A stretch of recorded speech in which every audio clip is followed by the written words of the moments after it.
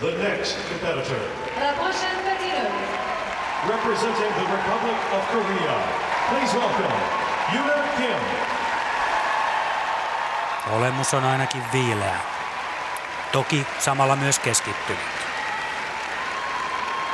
Joo, tunnetusti Juna ei liikaa ainakaan tunteitansa näytä, mutta sen sijaan tässä luistelussa kylläkin. Sitten voi vain arvailla, minkälaiset tunteet, tuntemukset myllertävät pään sisällä, kenties kropassakin. Tästä se lähtee. Paluu 2 vuoden tauon jälkeen.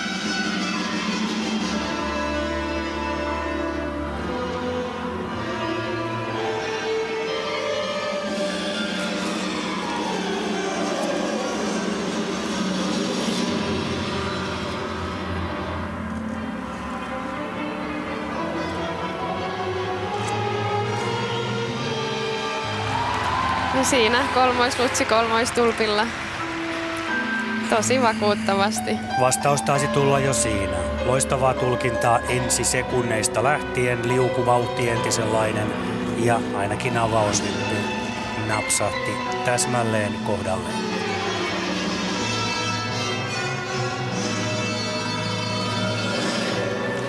Ja samoin kolmoisflippi ja painottaisin myös tätä liukua ja vauhtia, millä Juna noihin hyppyihin tulee.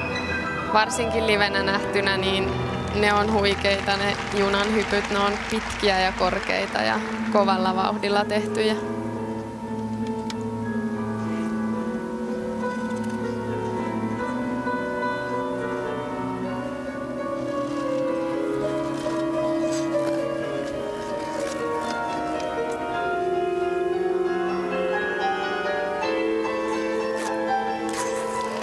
Kaksoisaksel oikein tästä Junan nimikko Ina Bauerista suoraan. Kyllä voisi sanoa, että Juna on takaisin. On ja millä tavalla. Mykistävä suoritus toistaiseksi.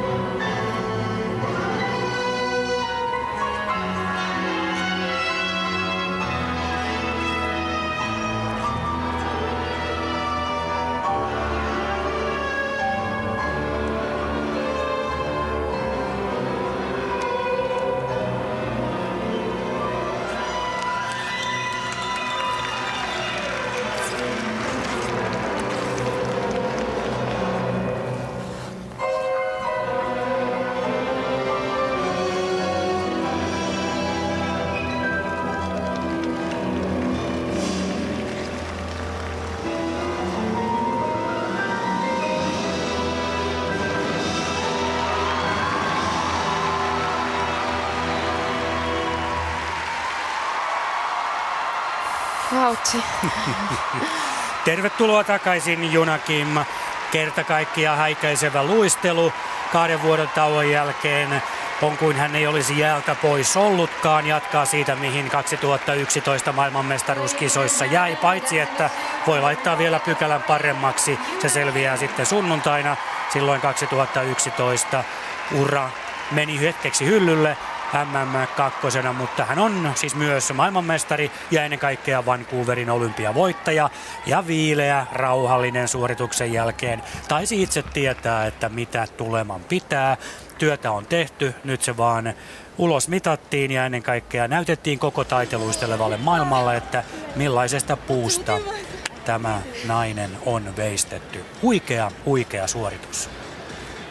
Oli huikea ja kyllä tiedän, että Juna näitä treeneissä nakuttaa puhtaana kyllä liukuhihnalta, mutta silti hän oli itsekin haastatteluissa sanonut, että on tosi jännittynyt ja tuntee, että vähän paineita on, että totta kai eniten ehkä myös itseltään, että on päättänyt tulla takaisin, niin haluaa tehdä sen myös kunnolla ja kovaa on kuulemma harjoitellut ja sen kyllä tässä näkee, että no sen näkee. Kyllä tämä laatu on ihan yhtä hyvää kuin silloin pari vuotta sitten.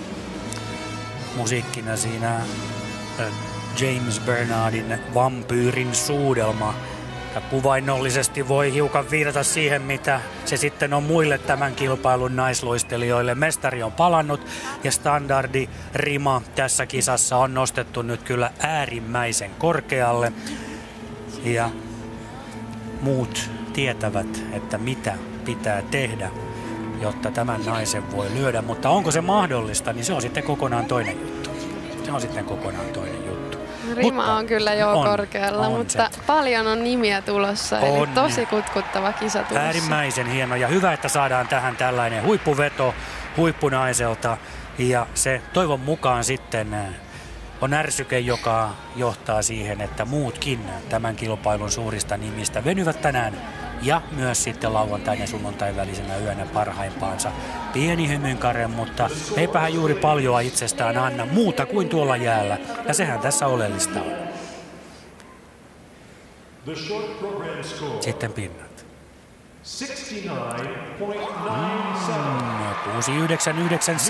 69,97. Hän on kuitenkin luistellut parhaimmillaan lähes 80 pistettä. Ehkä sitten tuomaripaneelin silmissä tuo poissaolo vähän näkyy. Hetken kestää, kun saadaan nuo tarkemmat tänne tulosmonitoriin nuo osa-alueiden pisteet. Ennen kaikkea kiinnostaa se, että mitä hän näistä kustakin osaa.